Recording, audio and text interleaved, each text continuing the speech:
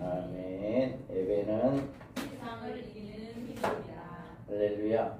오전에도 이야기했습니다마는 이제 한 달 얼마 남지 않았습니다. 어떤 해보다도 여러분이 2025년도를 유익되게 복되게 마무리를 잘 하기 위해서는 세상을 따라가기보다는 하나님께 기도하는 그런 마무리를 잘 하기 바랍니다. 그래서 이 한 달은 하나님께 전적으로 매달리고 기도하는 마무리 달이 되고, 우리는 이제 매년 1월 1일부터 21일 새벽 저녁 작정 이제 다니엘 기도에 21일 기도회가 있습니다. 그래서 이 12월 달에 기도로 마무리를 하고, 또 시작은 1월 달에도 기도로 시작하는, 그렇게 해서 또 1년을 하나님 은혜 가운데 잘 지낼 수 있도록 기도로 시작하고 기도로 끝을 맺는 이런 역사가 일어나기를 바랍니다. 우리가 예배를 통해서 여러분들이 새 힘을 얻고, 예배에는 없다. 오직 예배입니다. 하나님을 섬기는 것은 예배밖에 없다. 그래서 모든 삶의 중심이 예배 중심이어야 한다. 이게 정말 임마누엘의 축복을 받을 수 있는 귀한 길이다, 복이다라고 하는 거예요. 그래서 우리는 7 대접을 가지고 마지막 7 재앙을 담은 7 천사 중 하나가 나와서 내게 말하여 이르되 이리 오라. 내가 신부 곧 어린 양의 아내를 내게 보이리라 하고, 이 7 대접을 가지고 마지막 7 재앙을 담은 7 천사 중 하나가 요한을 향하여서 이리 와라 라고 이야기합니다. 이처럼 천사가 요한을 부른 것은 하늘에서 내려오는 새 예루살렘 성을 보여주기 위해서입니다.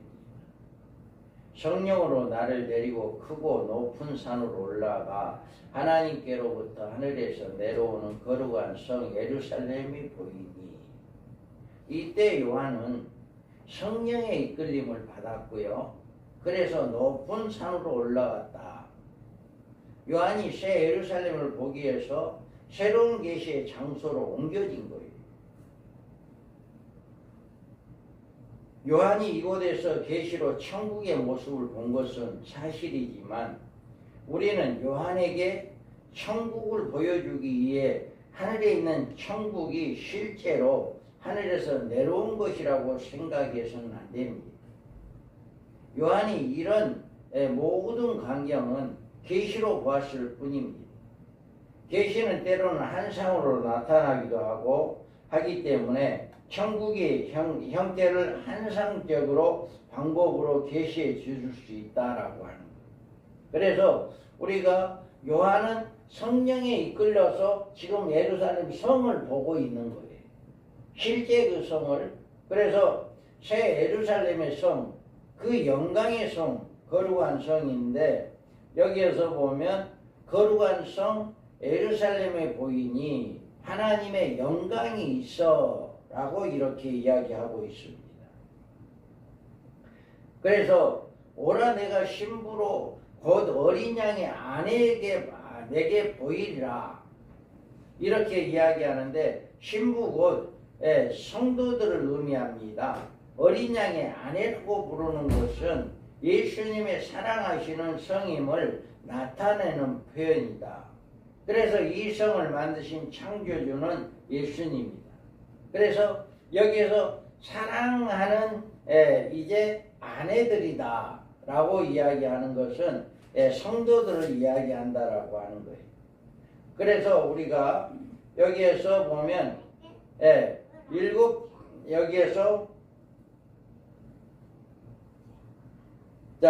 만물이 그에게서 창조되되 하늘과 땅에서 보이는 것들과 보이지 않은 것들과 혹은 왕권들이나 주권들이나 통치자들이나 권세들이나 만물이 다 그로 말미암고 그를 위하여 창조되었고, 또한 그가 만물보다 먼저 계시고 만물이 그 안에 섰느니라.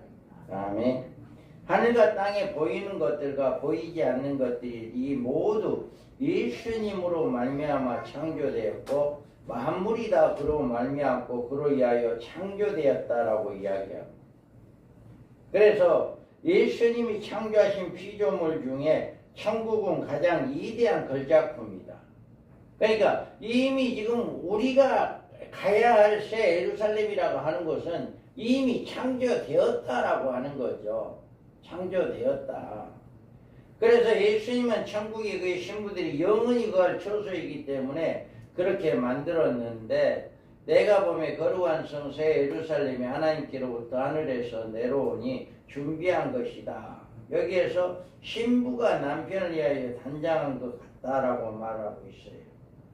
그리고 무엇보다도 이 성이 살아갈 주인공이 다름 아닌 그리스도의 신부들이기 때문에 똑같은 의미로 표현되고, 이곳의 신부는 어린 양의 아내라고 이야기한다. 그래서 이 성에 살 수 있는 사람은 오직 어린 양의 아내, 신부, 그리스도의 신부만이 이곳에 살 수 있는 곳이다라고 하는 거죠. 그래서 이 새 예루살렘에 하나님의 영광이 있는 곳입니다. 하나님의 영광이 있어 그 성의 빛이 지극히 귀한 보석 같고 백옥과 수정같이 막더라.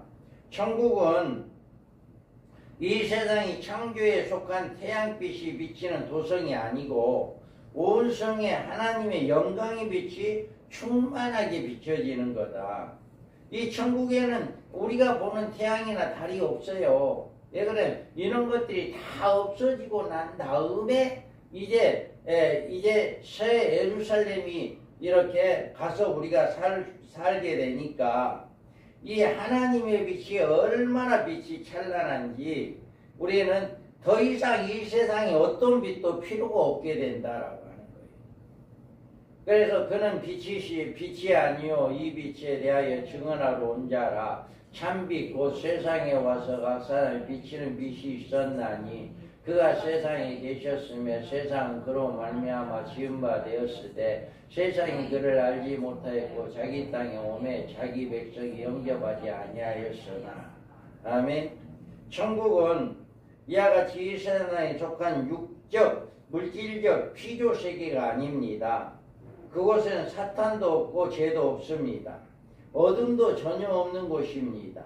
이 세계는 새로운 빛이 필요합니다. 그 빛이 하나님의 영광의 빛이다. 이 성에 하나님의 영광의 빛이 가득 찼는데 조금도 이상할 것이 없는데, 이것은 하나님의 영광의 빛으로 비춰진 새 예루살렘은 아름다운 모습으로 이렇게 표현되어 있기 때문에 그렇다. 사람들이 무대에서 화려하게 꾸며놓은 조명조차도 눈에 부시도록 아름다운데 하나님의 영광의 빛이 온 성에다 퍼져 있다면 얼마나 아름다울까. 정말 황홀할 것이다 라고 하는 거예요. 하나님의 영광이 있어 그 성의 빛이 지극히 귀한 보석과 같고 수정같이 막더라. 이와 같이 요한이 이 같은 빛을 인간의 언어의 최상의 표현으로 지극히 귀한 보석 같아. 어떻게 세상에 있는 이 아름다움의 표현을 이렇게 뭘로 비칠 수가 없어가지고 이렇게 지극히 귀한 보석 같다라고 이야기하는 이런 표현을 쓴 것입니다. 그래서 백옥과 수정이란 표현은 지극히 거룩한 하나님의 영광을 비유적으로 나타낸 것이다. 하나님의 빛이 얼마나 아름다운지 이것을 요한이 그것을 보고 이렇게밖에 표현할 수 없었다라고 하는 거죠. 요한이. 그래서 우리는 이와 같이 예수님의 이제 변화산에서 변화되었을 때 그 모습이 얼마나 아름다웠는지, 예수님의 제자들이 우리가 여기가 좋으니까 여기서 집 짓고 그냥 여기서 삽시다라고 할 정도로 그렇게 아름다웠단 말이에요.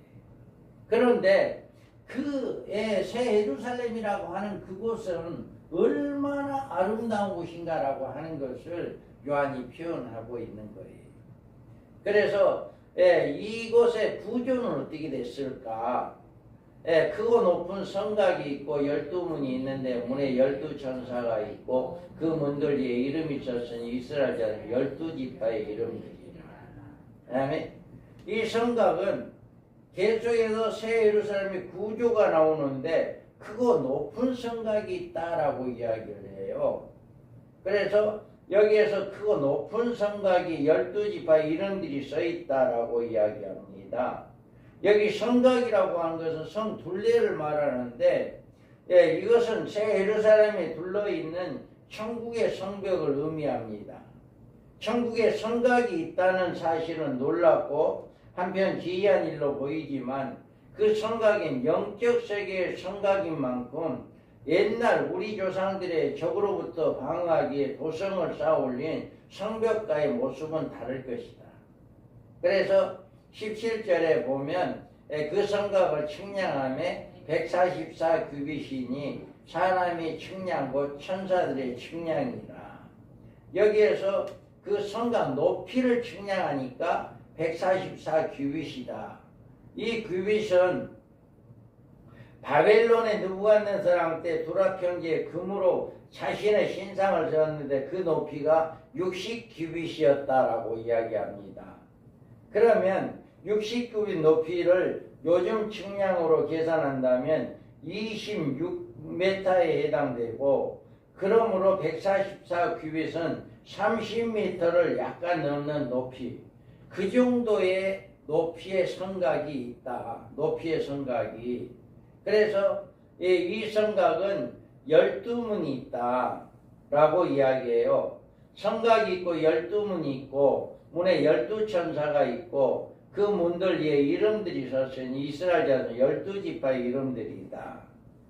여기에서 이 문들 위에 이스라엘 자손 12지파의 이름들이 쓰여 있고 문이 12천사가 있다고 있는데, 우리는 12문, 12천사, 12지파 이름 등을 12이란 수요가 들어간 이름이 발견하게 됩니다.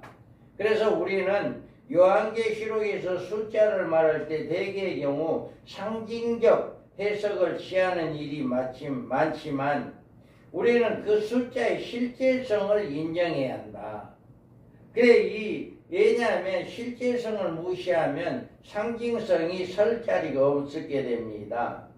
이스라엘의 자손 12지파는 육적 유대인들을 가리키는 말인 것이 아니라 영적 의미에서 천국에 들어가는 모든 성도들을 의미한다.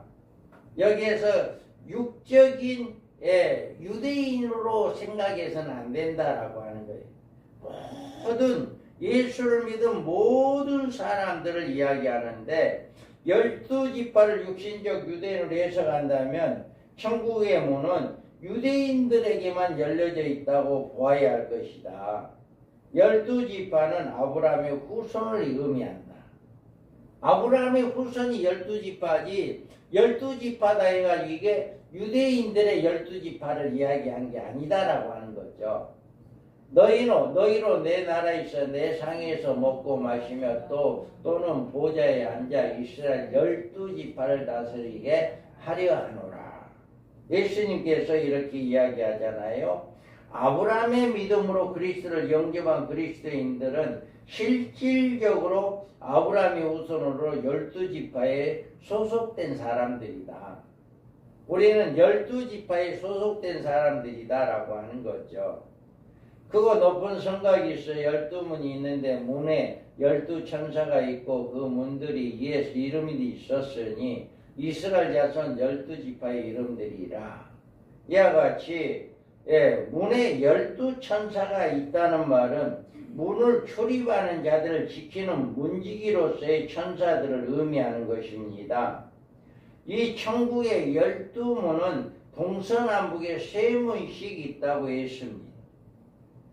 모든 천사들은 섬기는 영으로서 구원에 받을 상속자들을 위하여 섬기라고 보내심이 아니냐. 지금 천사들이 우리들보다 그 지위가 높고 우러러 보이지만 실상인즉 그런 것이 아니라 우리는 천사들이 우리를 섬기는 것이다. 우리가 이 땅에 사는 동안에 천사들은 우리를 도와주는 역할을 한다. 그러니까 보이지 않은 곳에서 우리는 육안으로는 그 천사들을 보지 못하지만 우리 하나님께서 우리에게 각 사람의 천사들을 붙여주어 가지고 우리가 위험함에 처할 때, 어려움에 당할 때 천사들이 우리를 도와주는 이런 역사들을 우리가 볼 수가 있습니다. 그래서 여기에서 이제 말하는 천사들이 섬기는 영으로 구원받은 상속자를 섬기리라고 보내심을 받았다. 우리 구원받은 우리를 천사들이 우리를 섬겨주라고 천사들은 소명이다. 그래서 여러분들이 천사는 우리를 도와주는 영이다. 할렐루야. 우리를 돕는 영이다라고 하는 것으로 여러분이 생각하기 바랍니다. 그 다음에 12기초석과 12사도의 이름들이 있다. 이렇게 기초석이 있고 그의 이름 어린 양의 12사도의 이름들이 있다라고 이야기해요. 천국의 성곽이 12기초석에 쌓여져 있고 그리고 그 성곽의 12사도의 이름들이 기록에 있는데 12지파나 12사도는 유대인과 그리스도인과 구별이 아닙니다. 그리고 구약교회나 신약교회 구별도 아니고 원래가 하나님의 구원계획에 유대인이나 이방인이 없으며 육적 이스라엘과 교회의 구별이 없다. 다만 창세전에 그리스도 안에서 예정하신 하나님의 섭리에 따라 그의 백성들을 선택하셨을 뿐이다. 그래서 여기에 12기초석, 12사도, 12이름, 이것은 우리 하나님께서 우리를 성도들을 구원받은 성도들을 의미한다 라고 이야기해요. 12지파는 아브라함의 자손으로서 자격이요 12사도는 사도적 신앙, 다시 말하면 예수 그리스도로 말미암아 구속받은 성도들을 의미하고 있다. 그래서 이런 표현은 이성의 어린 양의 피로 구속함을 받은 아브라함의 자손에 절대로 들어갈 수 없다는 사실을 밝혀주고 있기 때문에 우리에게는 큰 소망이 있게 된다. 여기에 읽어봐요.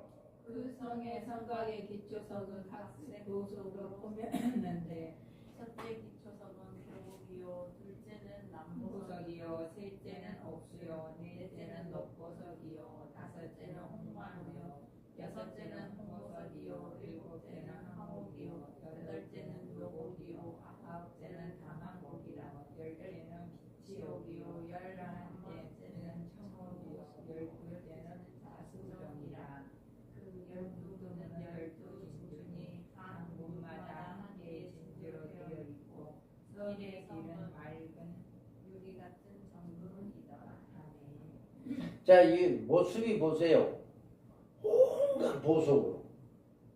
온갖 보석으로 이렇게 아름답게 치장되어 있다라고 하는 것을 볼 수가 있습니다. 이런 이제 보석들이 어떤 형태의 보석인지는 아직은 모르지만 지금 이 세상에서 보석상들에게 이름이 붙여진 보석과는 천양지차가 있을 보석일 것입니다. 이 땅에 있는 이런 이름을 가진 보석은 단지 그 그림자에 불과할 뿐이다. 그리고 이것들은 무엇을 상징하는지에 대해서는 신경을 쓸 필요가 없다. 왜냐하면 요한은 지금 보석이 나타내는 어떤 상징적 뜻을 알려주기 위해서 보석 이름이 열거한 것이 아니라 그 아름다움을 보고 그 보석의 이름을 기록한 것이기 때문이다. 지금 요한이 보고 있는 거잖아요. 천사에 이끌려서 요한이 지금 높은 성에서 보고 있는데 그거에서 보니까 그렇게 아름다운 보석으로 온갖 보석으로 꾸며져 있는 것을 지금 보고 있는 거죠. 그래서 그 천사가 그 성곽을 청량했습니다. 그 성은 네모가 반듯하여 길이와 너비가 같은지라 그 갈대자로 그 성을 측량하니 12,000스타디온이요 길이와 너비가 높이가 같더라. 다음에 여기 스타디온은 약 180m로 12,000 스타디온이란 약 2,000km 정도에 된다.